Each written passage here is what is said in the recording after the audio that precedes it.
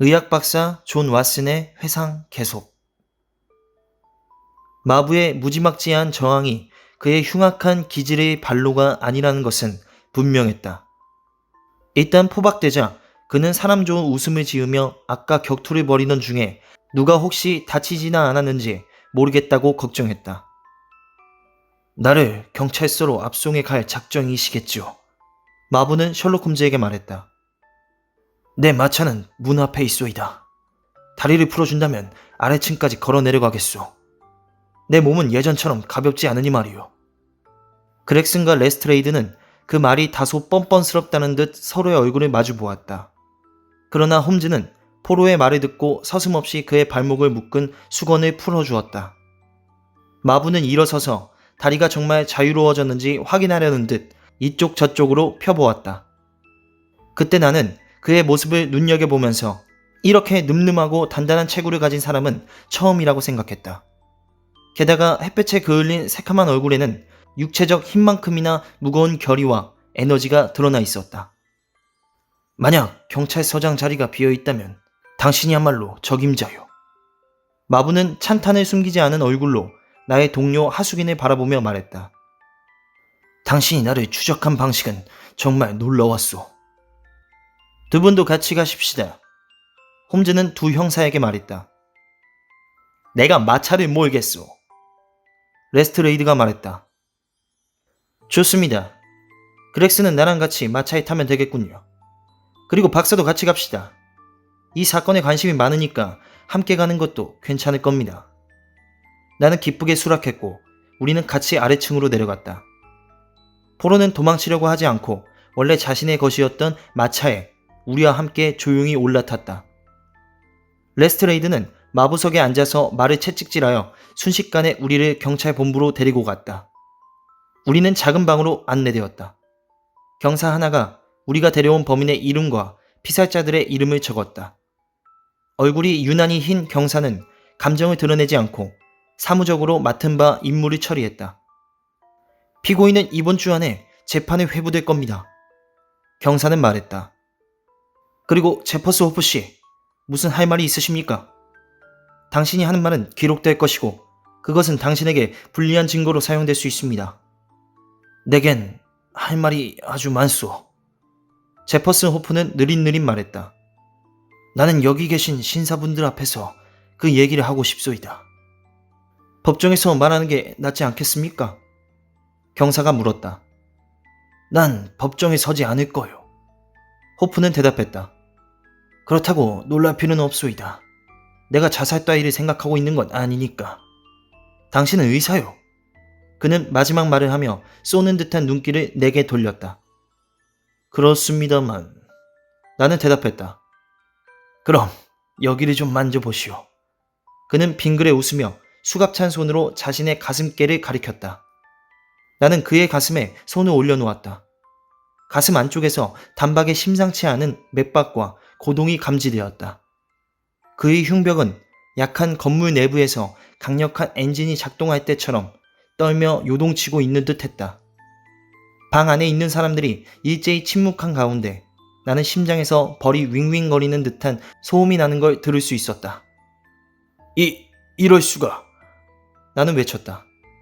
이건 대동맥 동맥류입니다. 동맥류란 동맥 내벽이 국부적으로 혹처럼 확장된 상태. 상태가 심해지면 파열이 되어 대출혈을 초래한다. 의사들이 그렇게 말하더군요. 호프는 평온하게 말했다. 나는 이것 때문에 지난주에 병원에 갔소. 의사는 조만간 동맥류가 터질 가능성이 높다고 하더군요. 나이가 들면서 병이 점점 악화된 거요. 솔트레이크 산속에서 먹을 것을 제대로 못 먹고 노숙하다가 그 병을 얻었지요. 나는 이제 할 일을 끝냈으니 언제 떠나도 여한이 없소이다. 하지만 내가 한 일에 대해서 약간의 설명을 해두고 싶소. 보통 살인자로 기억되고 싶지는 않으니까 말이오. 경사와 두 형사는 범인에게 이야기할 기회를 주는 것이 좋은지 여부에 대해 잠시 의논했다. 박사님, 조만간 위험한 상태가 될 거라고 보십니까? 경사가 물었다. 그럴 가능성이 대단히 높습니다. 나는 대답했다. 그렇다면 사법적 관점에서 피고의 진술을 청취하는 것이 우리의 임무임에 틀림없습니다. 경사가 말했다. 이제 자유롭게 말씀하십시오. 다시 한번 경고하는 바이지만 당신의 진술은 기록될 겁니다. 괜찮다면 여기에 앉겠소. 호프는 의자에 앉으며 말했다. 이 동맹유 때문에 나는 쉽게 피곤을 느끼지요. 게다가 반시간 전에는 몸싸움까지 했으니 말이요. 나는 한 발은 벌써 무덤에 들여놓은 거나 마찬가지이기 때문에 거짓말을 할 이유가 없소. 내가 하는 얘기는 완벽한 진실이요. 그리고 당신들이 내 얘기를 어떻게 이용하는지는 내게 중요한 문제가 아니오. 제퍼슨 호프는 의자에 몸을 기댄 채 세상에서 가장 기이한 이야기를 시작했다. 그는 아주 흔한 얘기를 하듯이 시종 담담하게 말했다. 나는 다음에 옮긴 이야기의 정확성을 보증할 수 있다. 왜냐하면 나는 레스트레이드의 속기 노트를 참고했는데 거기에는 죄수가 한 말이 한 글자도 틀리지 않고 그대로 적혀있기 때문이다. 내가 그자들을 얼마나 증오하는지는 별로 중요한 일이 아닐 거요. 호프는 말했다. 그들이 두 사람의 죽음에 책임이 있다는 사실만으로 충분하오. 두 사람은 한 부녀의 목숨을 빼앗았소. 그들이 범죄를 저지른 뒤 너무도 오랜 세월이 흘렀기 때문에 나는 어떤 법정에서도 그들의 유죄를 입증할 수 없게 되었소. 하지만 나는 두 인간의 죄를 알고 있기 때문에 내 스스로 판사이며 배심원이며 집행자가 되기로 결심했소. 당신들도 나 같은 처지에 있었다면, 그리고 조금이라도 사내다운 마음을 간직하고 있었다면 나와 똑같은 행동을 했을 거요. 내가 말했던 그 소녀는 20년 전에 나와 결혼하기로 약속한 몸이었소. 그런데 드리버라는 자와 강제로 혼인했고 그 때문에 상심해서 죽었소. 나는 죽은 여자의 손가락에서 결혼 반지를 빼냈고 그자가 최후의 순간을 맞을 때 그 반지를 보여줘서 자신이 저지른 죄를 마지막으로 기억하게 해주겠노라고 맹세했소. 나는 그 반지를 한시도 몸에서 떼놓지 않았고 미국과 유럽 대륙에서 드리버와 그 비서놈을 쫓아다니다가 마침내 놈들을 잡게 된 거요. 그자들은 내가 지쳐 떨어져 나가기를 바랬겠지만 그것은 가당치 않은 바람이었지. 나는 내일 당장 죽는다 해도 내가 이 세상에서 할 일을 다 했다는 걸 알고 있어. 나는 이 손으로 두 인간을 처단했소. 내게는 더 이상 아무 희망도 미련도 남아있지 않소. 두 놈은 부자였지만 나는 가난했소. 그래서 둘을 쫓는 것은 내게 쉬운 일이 아니었지요. 런던에 도착했을 때 나는 빈털털이었고 그래서 먹고 살자면 뭔가 일을 해야만 했소. 내게 말을 몰고 마차를 끄는 일은 걷는 것처럼 자연스러운 일이었기 때문에 나는 마차 주의 사무실에 가서 일자리를 부탁했고 곧 일을 하게 되었소. 나는 일주일에 얼마씩 정해진 금액을 마차주에게 갖다 주고 나머지 번 돈은 내가 가질 수 있었소. 남는 것은 별로 없었지만 근근히 생활할 수 있었지요. 제일 어려웠던 점은 런던의 지리를 모른다는 거였소. 내 생각에 런던은 세계에서 제일 복잡한 미로를 갖고 있는 도시요. 하지만 나는 지도를 옆에 갖다 놓고 중요한 호텔이나 역을 찾을 때마다 꼼꼼히 기억해 두었소. 두 놈의 거처를 알아낸 것은 시간이 좀 흐른 다음이었소. 나는 두 놈을 찾아낼 때까지 계속 묻고 다녔소. 둘은 강 저쪽에 있는 캠버웰의 어느 하숙집에서 살고 있었소.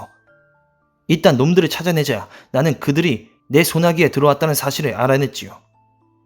나는 그 사이에 덕수염을 길렀기 때문에 두 놈이 날 알아볼 가능성은 없었소. 나는 기회를 잡을 때까지 둘을 따라다니기로 했소.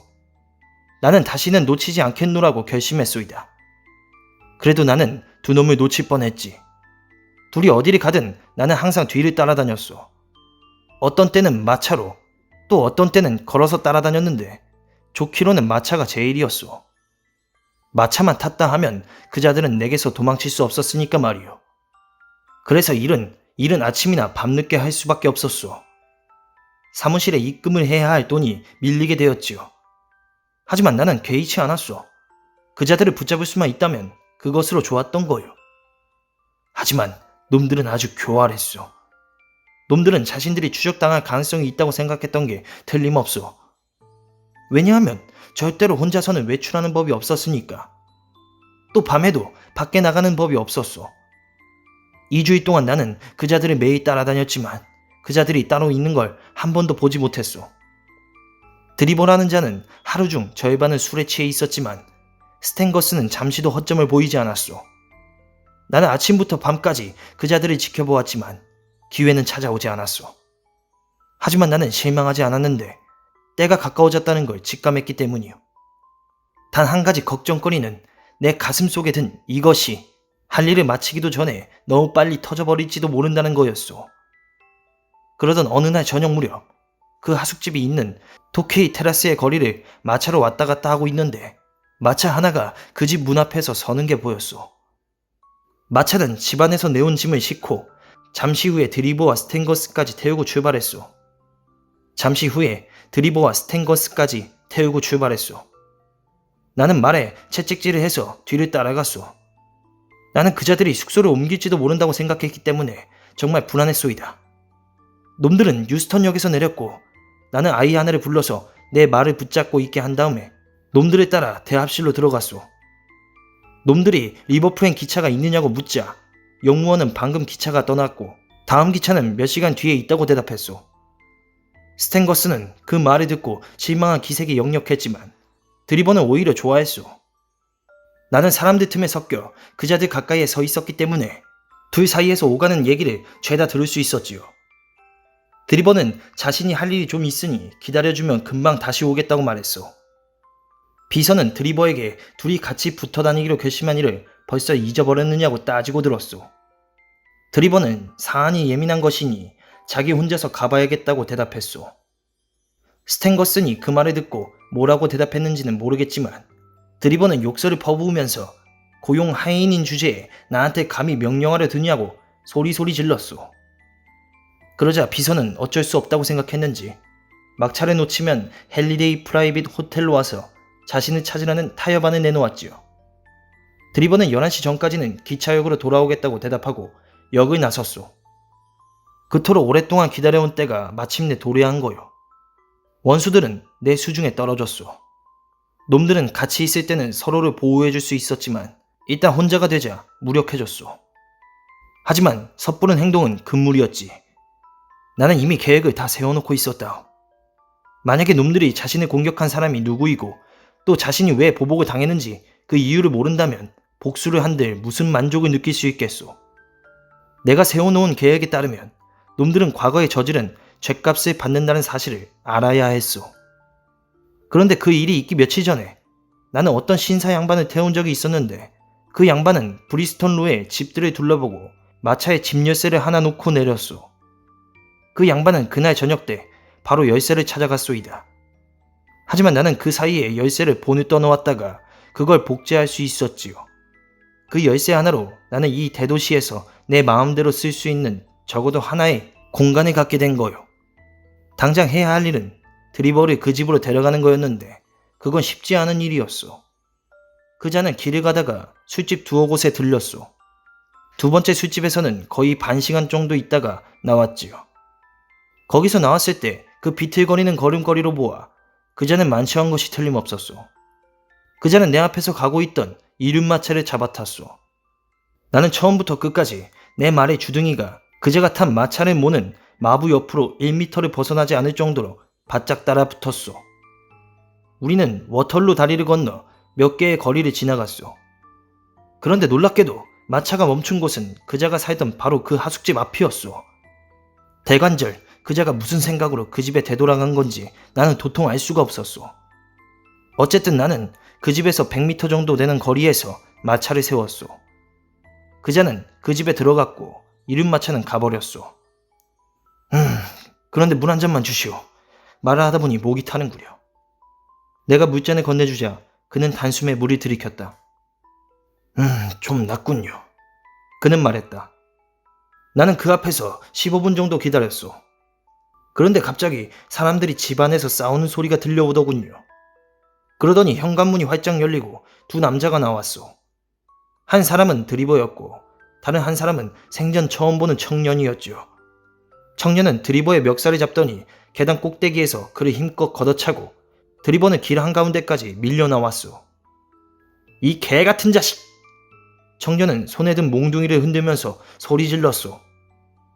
정숙한 소년을 모욕한 죄가 어떤 건지 가르쳐주마. 청년은 몹시 흥분한 상태였는데 그 짐승만도 못한 놈이 걸음만 나살려라 하고 도망치지 않았다면 청년에게 마구 두들겨 맞았을 거요.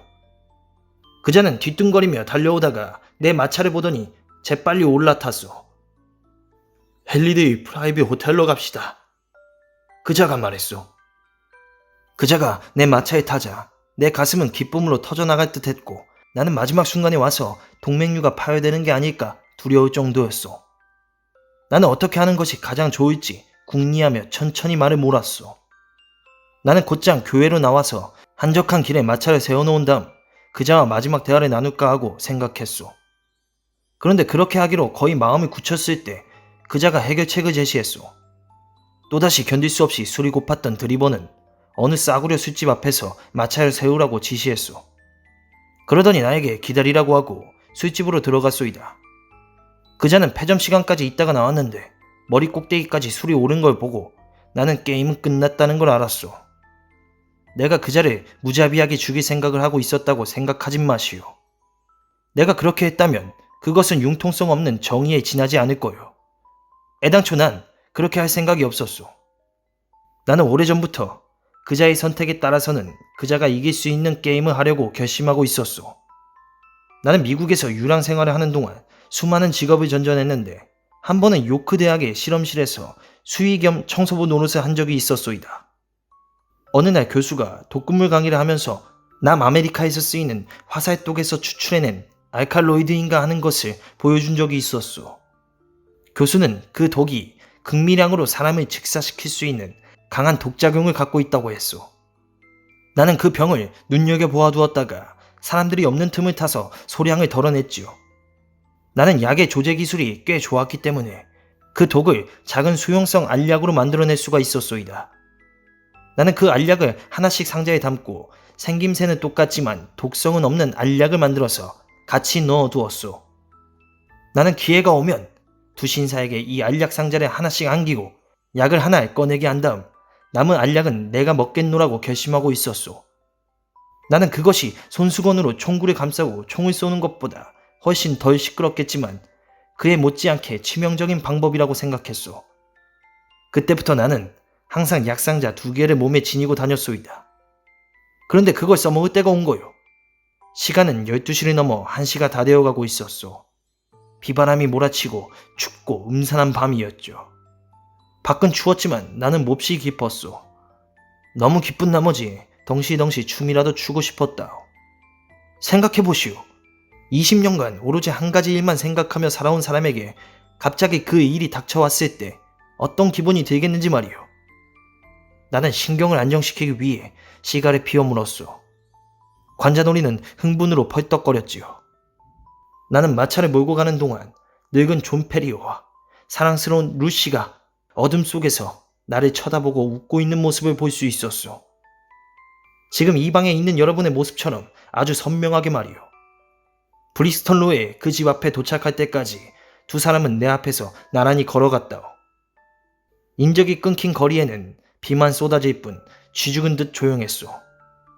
창문으로 들여다보니 드리버는 술에 취해서 골아 떨어져 자고 있었지요. 나는 그자의 팔을 잡고 흔들면서 다 왔으니 내리라고 했소. 알았네, 마부. 드리버가 말했소. 그자는 자기가 말한 그 호텔에 도착한 줄 알았을 거요. 그랬으니까 군말 없이 마차에서 내려서 나를 따라 그 집 정원으로 들어섰겠지. 그자는 여전히 걸음걸이가 흔들렸기 때문에 나는 옆에서 넘어지지 않도록 붙잡아줘야 했소. 나는 그 집 현관문을 열고 들어가 그자를 식당 방으로 끌고 들어갔소. 내 분명히 말해두지만 그동안에도 부녀는 계속 앞장서서 갔다오. 더럽게 깜깜하군. 드리버는 발을 구르며 말했소. 곧 불을 켜주지. 나는 말하고 성냥불을 켜서 내가 가져온 양초에 불을 붙였소. 자, 이노크 드리버. 나는 그자를 향해 돌아서며 촛불로 내 얼굴을 비쳤소이다. 내가 누구냐? 드리버는 술에 취해 흐린 눈으로 내 얼굴을 쳐다보더니 사색이 된 채 온몸을 부들부들 떨기 시작했소. 나를 알아본 거요. 그자는 파랗게 질린 얼굴로 뒷걸음질 치기 시작했소. 이빨은 딱딱 마주치고 이마에서는 비오듯 땀이 흘러내렸소. 그걸 보고 나는 문 앞에 서서 큰 소리로 오랫동안 웃어댔소. 나는 항상 복수를 하면 속이 시원할 거라고 생각했지만 이렇게까지 내 영혼이 평화스러워질 줄은 몰랐소. 나는 그자에게 이렇게 말했소. 이 개자식아! 나는 너를 쫓아서 솔트레이크 시티에서 세인트 피터즈버그까지 정신없이 헤매고 다녔지만 그동안 너는 나를 잘도 피해 다녔다. 자, 이제 너의 도피 생활은 끝났다. 우리 둘 중 하나는 내일 아침에 태양이 떠오르는 것을 보지 못할 것이다. 그자는 내가 말하는 동안 계속 뒷걸음질 쳤소. 그자의 표정을 보니 내가 미쳤다고 생각하고 있는 게 분명했소. 사실 그때 나는 그랬소. 관자놀이에서 뛰는 맥박이 곧 쇠망치로 내려치는 것 같았소. 그때 코피가 터지지 않았다면 나는 발작을 일으켜서 죽었을지 모르고. 너는 루시 페리어에 대해서 어떻게 생각하느냐? 나는 문을 잠그고 그자의 코앞에서 열쇠를 흔들며 외쳤소. 시간이 좀 걸리기는 했지만 마침내 네가 죗값을 치르는 날이 온 것이다. 내가 말하는 동안 그자는 겁에 질려 입술을 바르르 떨었소. 그자는 목숨을 구걸하고 싶었겠지만 그래봤자 소용없다는 걸 잘 알고 있었소. 살인을 하려고? 그자는 더듬거리며 말했소. 살인이라니 당치도 않다. 나는 대답했지. 누가 미친 개를 살인한다고 하겠는가? 너는 그 아버지를 처참하게 살해한 뒤 딸을 끌고 갈 때, 그리고 여자를 끌어다가 파렴치하게도 너의 첩으로 삼을 때 나의 가엾은 여자에 대해 어떤 자비를 베풀었느냐? 아비를 죽인 건 내가 아니었소. 그자는 이렇게 외쳤소. 하지만 순진무구한 여자를 짓밟은 건 바로 너였다. 나는 비명을 지르다시피 하며 그자 앞에 상자를 밀어놓았소. 하늘에 계신 높으신 판관께서 심판하도록 하자. 하나를 골라 삼켜라. 하나에는 죽음이 들어있고 다른 하나에는 삶이 들어있다. 나는 네가 남긴 것을 먹겠다. 지상에 정의가 있는지 아니면 우리가 우연의 지배를 받고 있는 건지 한번 알아보자. 드리버는 몸을 움츠리고 아우성을 치면서 자비를 구걸했소. 하지만 내가 칼을 빼들고 목에 갖다 대자 그자는 시키는 대로 할 수밖에 없었소이다. 나는 남은 하나를 삼켰소. 우리는 한 1분 정도 말없이 마주보고 서서 어느 한쪽이 죽기를 기다렸소. 독이 체내에 퍼지면서 최초의 이상 신호가 나타날 때 그자의 얼굴에 떠올랐던 표정. 내가 어찌 그것을 잊을 수 있겠소.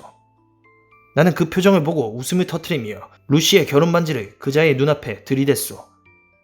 하지만 그 순간은 너무 짧았소. 알칼로이드는 신속하게 작용했소이다. 그자의 얼굴이 일그러지며 고통의 경련이 지나갔소.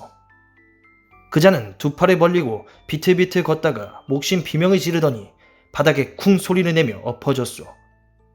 나는 발로 그자의 몸통을 돌려놓은 다음 가슴에 손을 대보았소. 아무런 움직임도 느껴지지 않았소. 그자는 돼진 거요. 내 코에서는 벌써부터 피가 콸콸 쏟아지고 있었는데 나는 그 사실을 모르고 있었소이다. 내가 무슨 조화로 그 피를 찍어 벽에다가 글씨를 쓸 생각을 했는지 나도 모르오. 아마 장난기가 발동해서 경찰에 헷갈리게 만들고 싶어졌던 것 같소이다. 나는 그때 속이 시원하고 기분이 좋았으니까 말이오. 난 뉴욕에서 어느 독일인이 살해당한 사건을 기억해냈소. 피살자의 머리 위에는 라헤라는 글이 남아 있었는데 당시 신문에는 그것을 보고 비밀단체의 소행이 틀림없다고 주장했지요. 나는 뉴욕 사람들이 혼란을 일으켰다면 런던 사람들도 마찬가지일 거라고 생각하고 내가 흘린 피를 손가락으로 찍어 벽에다 글씨를 썼소. 그런 뒤에 밖에 나가니 비는 여전히 주룩주룩 쏟아지고 있었고 거리엔 쥐새끼 한 마리 없었지요. 나는 마차를 몰고 한참 달리다가 항상 루시의 반지를 넣어두었던 주머니에 손을 넣어보고 반지가 없어졌다는 사실을 알았소. 나는 기겁을 했소. 그것은 루시가 남긴 단 하나의 유품이었기 때문이요. 나는 드리버의 시신 위로 몸을 굽혔을 때 반지를 떨어뜨렸을 거라고 생각하고 당장 마차를 돌렸소. 그리고 역 골목에 마차를 세워놓고 대담하게 그 집으로 올라갔지요. 나는 그 반지를 되찾기 위해서라면 어떤 위험이라도 무릅쓸 각오가 되어 있었소. 하지만 거기 도착하자마자 경찰관에게 팔을 붙들렸소. 나는 고주망태가 된 술꾼 연기를 해서 경찰의 의심을 피할 수 있었지요. 이노크 드리버는 그렇게 최후를 맞았소. 그 다음에 해야 할 일은 스탠거슨을 찾아서 존 페리어의 빚을 갚아주는 것이었지요. 나는 스탠거슨이 헨리데이 프라이빗 호텔에 투숙했다는 걸 알고 있었기 때문에 하루 종일 그 앞을 지켰지만 그자는 호텔 밖으로 콧배기도 내밀지 않았소. 드리버가 찾아오지 않자 어떤 의구심을 느꼈던 건지도 모르겠소. 스탠거슨이라는 자는 교활하기 짝이 없는 데다 항상 빈틈없이 경계하고 있었으니 말이오. 그자는 방 안에만 있으면 안전할 거라고 생각했었겠지만 그건 큰 오산이었소. 나는 그자가 몇 호실에 들었는지를 곧 알아냈다오. 다음날 새벽에 나는 호텔 뒤편에 좁은 길 위에 놓여있던 사다리를 이용해서 창문을 통해 그의 방으로 침입했소. 나는 그자를 깨워서 오래전에 무고한 생명의 목숨을 빼앗은 죄에 대한 대가를 치러야 할 때가 왔다고 말해주었소. 나는 드리버의 최후를 설명해주고 두 개의 알약 중에서 하나를 선택할 수 있는 기회를 똑같이 제공했소. 그런데 그자는 살 수도 있는 기회를 뿌리치고 비호같이 덤벼들어서 내 목을 졸랐소. 그래서 나는 자기 방어를 위해 그자의 가슴을 찔렀던 거요. 하지만 어느 쪽이든 결과는 마찬가지였겠지. 신의 섭리는 죄지은 자의 손이 독이 안 든 약을 집어들은 것을 절대로 허락하지 않으셨을 테니까 말이오. 난 더 이상 할 말이 없고 할 일을 다 마쳤으니 마음이 편하오. 나는 미국으로 돌아갈 경비를 마련할 때까지 마부일을 계속할 작정으로 마차를 몰았소. 그런데 오늘 아침 마차장에 나갔는데 누더기를 입은 아이 녀석 하나가 제퍼슨 호프라는 마부가 여기 있느냐고 묻더군. 그 아이는 베이커가 221 비번지에서 어느 신사분이 내 마차를 찾고 있다고 했소. 나는 털끝만치도 의심하지 않고 따라 나섰다가 여기 있는 이 젊은이한테 당한 거요. 이 젊은이가 덜컥 수갑을 채우는 솜씨는 내 평생 처음 보는 날렵한 기술이었소. 신사 여러분, 이제 내가 하고 싶은 말은 다 했소. 여러분은 나를 살인자로 여길 수 있겠지만 나는 스스로를 여러분과 똑같은 정의의 집행자로 생각하오. 사내의 이야기는 너무 흥미진진했고 그의 태도 또한 더할 나위 없이 인상적이었으므로 우리는 넋을 잃고 말없이 듣고만 있었다. 범죄에 얽힌 사연을 신문하게 접해본 형사들조차 사내의 이야기에 깊은 흥미를 느끼는 듯했다. 그가 말을 마친 뒤에도 우리는 한동안 침묵을 지켰다. 들리는 것이라곤 레스트레이드가 속기로 마지막 말을 받아 적느라 종이에 연필 긋는 소리뿐이었다. 알고 싶은 게 하나 있습니다. 셜록 홈즈가 마침내 입을 열었다. 우리 하숙집으로 반지를 찾으러 온 사람은 누구였습니까? 사내는 내 친구를 보고 장난스럽게 눈을 찡긋했다. 내 비밀을 털어놓을 수는 있소. 그는 말했다. 하지만 나는 사람을 공경에 빠뜨리고 싶지는 않소이다. 난 당신이 낸 광고를 보고 그게 함정일지도 모르지만 내가 원하는 반지를 되찾을 수 있다고 생각했소. 내 사정을 아는 친구가 자진해서 가준다고 했죠. 그 친구가 일을 깔끔하게 해냈다는 건 당신도 인정하리라 믿소. 그건 사실입니다. 홈즈는 진심으로 말했다. 신사 여러분, 경사가 무거운 어조로 말했다. 어쨌든 법 집행을 안 할 수는 없습니다. 목요일에 피고인은 치안판사 앞으로 소환됩니다. 그리고 여러분도 법정에 출두해 주십시오. 그때까지 피고는 경찰의 보호를 받게 됩니다. 경사는 벨을 울렸고 간수 2명이 와서 제퍼스 호프를 데리고 나갔다. 나와 내 친구는 경찰서를 나와 베이커가로 돌아가기 위해 마차를 잡아탔다. 결론. 우리 모두는 이미 목요일날 법정에 출두해야 한다는 통지를 받은 바 있다. 그러나 목요일이 왔지만 우리가 증언할 기회는 주어지지 않았다. 더 높으신 판관께서 그 사건을 받으셨고 제퍼슨 호프는 준엄한 심판이 내려질 하늘의 법정으로 소환당했다. 그는 체포된 바로 그날 밤 동맥류가 파열되어 그 다음날 아침 깜빵에서 싸늘한 시체로 발견된 것이다. 그는 죽어가는 순간에도 자신이 마쳐놓은 일과 보람 있는 삶을 떠올린 듯 입가에 평온한 미소를 머금고 있었다. 그 사람이 죽은 걸 알면 그렉슨과 레스트레이드가 펄펄 뛰겠군요. 다음날 저녁 얘기를 나누던 도중에 홈즈가 말했다. 이제 어디 가서 자랑을 늘어놓겠습니까? 두 형사가 범인을 체포하는데 얼마나 중요한 일을 했기에요. 내가 물었다. 이런 세상에서 중요한 일은 뭐고 중요하지 않은 일은 뭐겠습니까? 내 친구는 씁쓸하게 말했다. 문제는 자신이 한 일에 대해 사람들에게 어떻게 말하느냐이지요. 하지만 신경 쓰지 마십시오. 홈즈는 잠시 입을 다물고 있다가 좀 더 밝은 얼굴로 말했다. 이번 수사 경험 자체가 나한테는 귀중한 것이었으니까요. 내 수사 파일에 이보다 더 흥미로운 사건은 없었습니다. 그 사건은 단순하긴 했지만 몇 가지 대단히 교훈적인 요소를 내포하고 있었지요. 단순한 사건이라고요? 나는 놀라서 소리 질렀다. 예, 그렇습니다.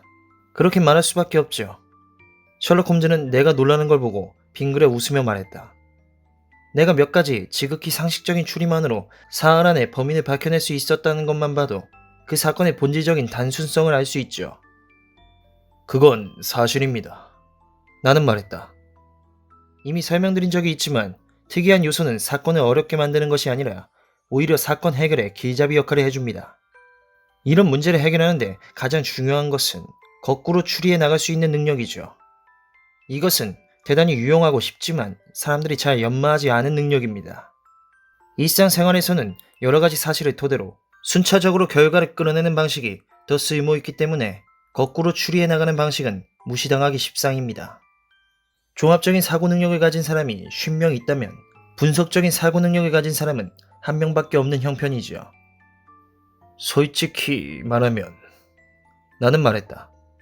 무슨 말인지 이해하기가 쉽지 않군요. 그럴 겁니다. 어디 한번 더 자세히 설명해 보기로 하지요. 보통 사람들에게 많은 사실을 알려주면 사람들은 결과를 예측해낼 수 있습니다. 즉, 많은 사실을 머릿속에 입력하면 그걸 가지고 어떤 결과가 나오리라는 것을 예상할 수 있다는 것이죠. 하지만 어떤 결과를 말해 주었을 때 그러한 결과에 이르게 된 전 단계들을 마음속으로 더듬어낼 수 있는 사람은 드뭅니다. 이러한 능력이 바로 내가 말하는 역추리 또는 분석적 사고라는 것이죠. 알겠습니다. 나는 말했다. 자, 이 사건은 결과가 주어져 있고 그 밖의 모든 것은 알아서 찾아내야 하는 사건이었지요.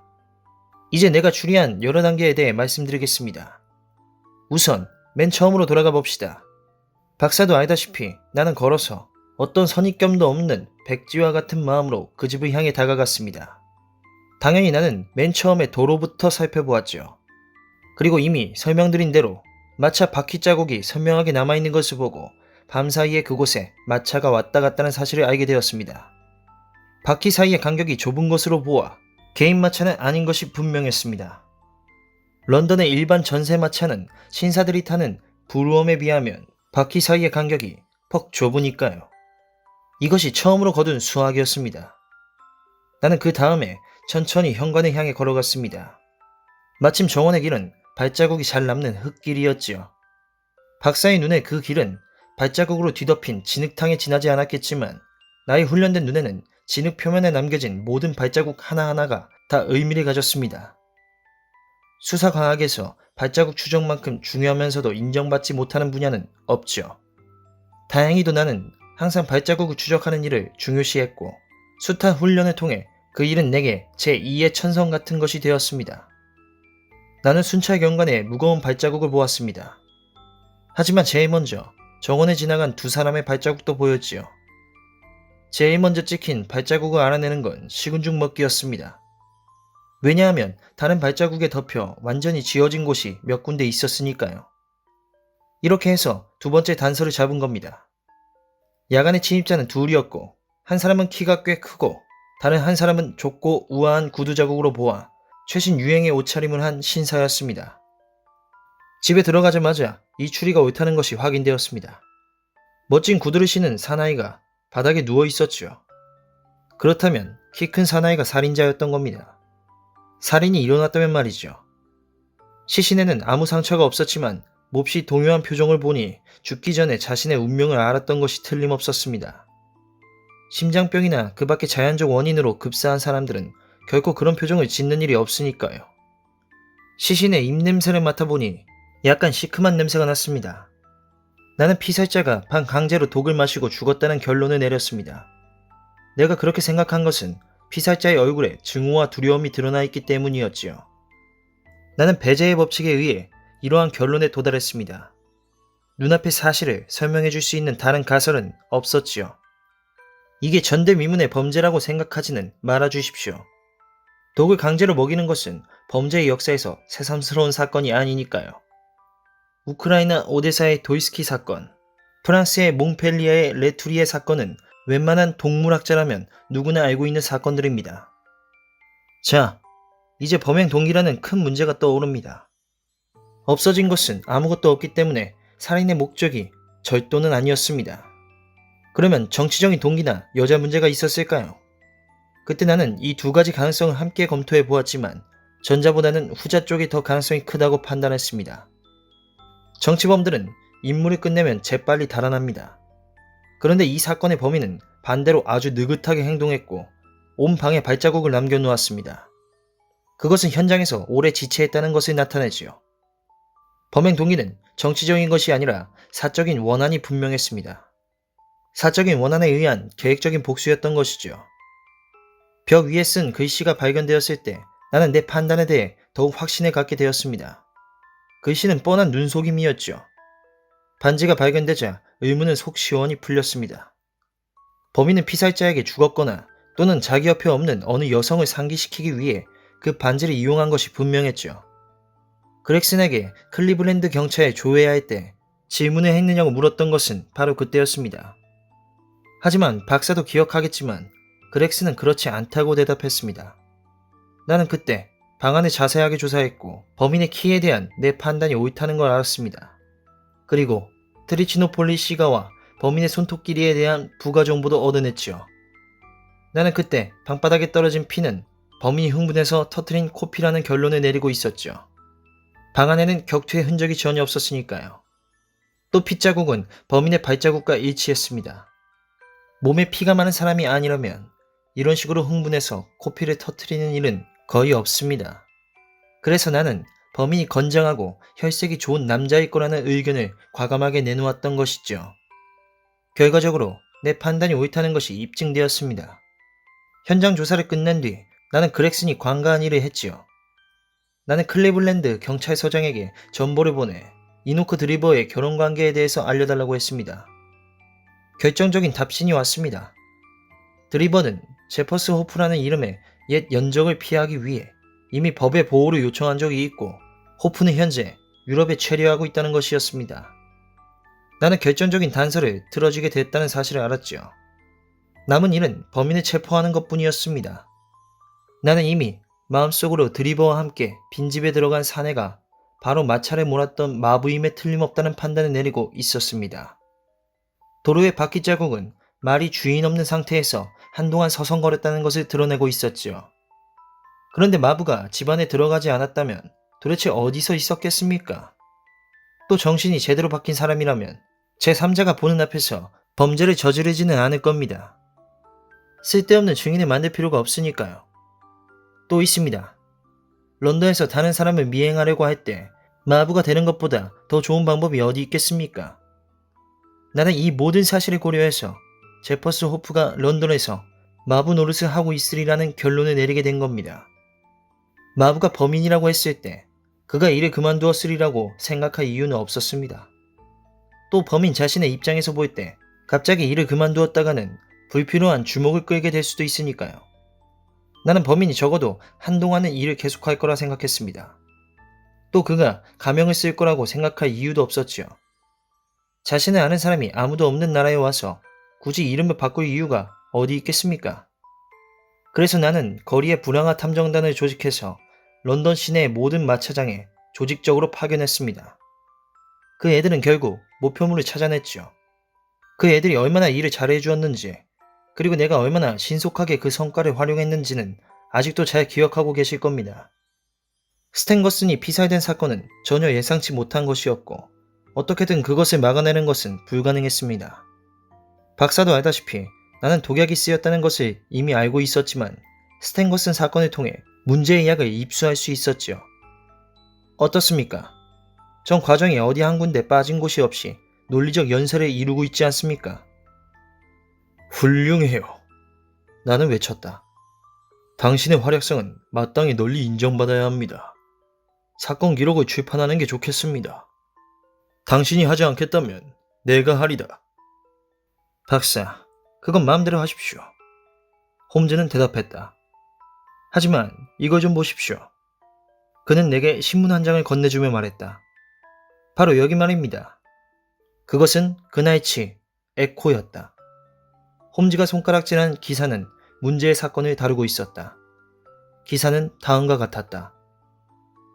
이노크 드리버와 조셉 스탠거슨의 살인범으로 지목된 제퍼슨 호프가 급사함에 따라 이번 사건에 대한 대중들의 관심은 급격히 식고 말았다.